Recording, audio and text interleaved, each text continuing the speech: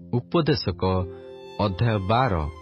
ଆଉ ତୁମ୍ଭେ ଯୌବନ କାଳରେ ଆପଣା ସୃଷ୍ଟିକର୍ତ୍ତାଙ୍କୁ ସ୍ମରଣ କର, ଯେହେତୁ ଦୁଃସମୟ ଆସୁଅଛି, ଯେଉଁ ସବୁ ବର୍ଷରେ ତୁମ୍ଭେ କହିବ, ଏସବୁରେ ମୋହର କିଛି ସୁଖ ନାହିଁ, ସେହି ସବୁ ବର୍ଷ ସନ୍ନିକଟ ହେଉଅଛି।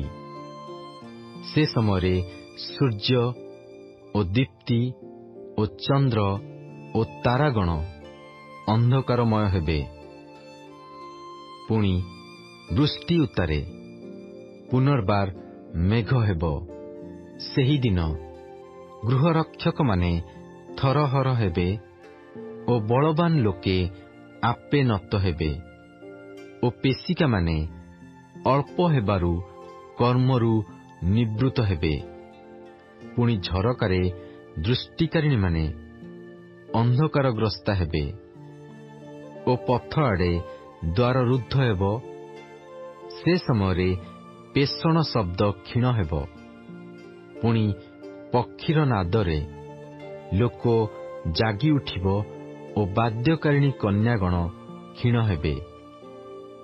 ଆହୁରି ସେମାନେ ଉଚ୍ଚ ସ୍ଥାନ ବିଷୟରେ ଭୀତ ହେବେ ଓ ପଥରେ ତ୍ରାସ ହେବ।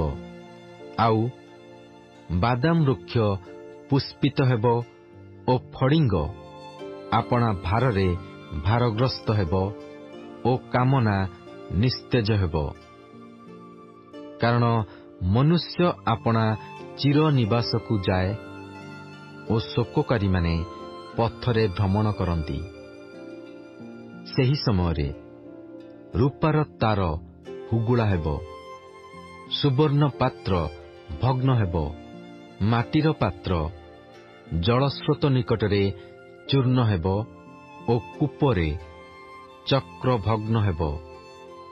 ପୁଣି ଧୂଳି ପୂର୍ବ ପରି ମୃତ୍ତିକାରେ ଲୀନ ହେବ। ଆଉ ଆତ୍ମାଦାତା ପରମେଶ୍ୱରଙ୍କ ନିକଟକୁ ଆତ୍ମା ଫେରିଯିବ।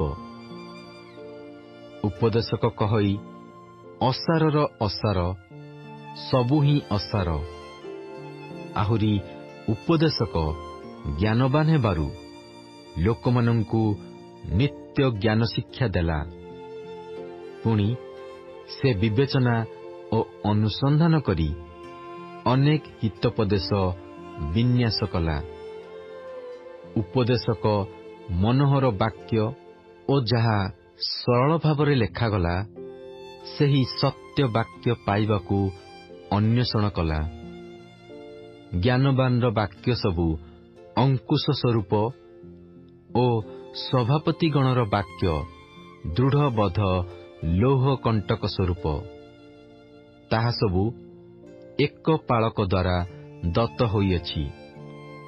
ଆହୁରି ହେ ମୋହର ପୁତ୍ର, ତୁମ୍ଭେ ଉପଦେଶ ଗ୍ରହଣ କର। ଅନେକ ପୁସ୍ତକ ରଚନା କରିବାର ଶେଷ ନାହିଁ। ପୁଣି ବହୁ ଅଭ୍ୟାସ ଶରୀରର କ୍ଳାନ୍ତିଜନକ। ସାର କଥା ଏହି, ସବୁ ଶୁଣାଯାଇଅଛି, ପରମେଶ୍ୱରଙ୍କୁ ଭୟ କର ଓ ତାହାଙ୍କର ଆଜ୍ଞା ସବୁ ପାଳନ କର। କାରଣ ଏହା ହିଁ ମନୁଷ୍ୟର ପୂର୍ଣ୍ଣ କର୍ତ୍ତବ୍ୟ କର୍ମ। ଯେହେତୁ ପରମେଶ୍ୱର ପ୍ରତ୍ୟେକ କର୍ମ, ପୁଣି ଭଲ କି ମନ୍ଦ ପ୍ରତ୍ୟେକ ଗୁପ୍ତ ବିଷୟ ବିଚାରରେ ଆଣିବେ।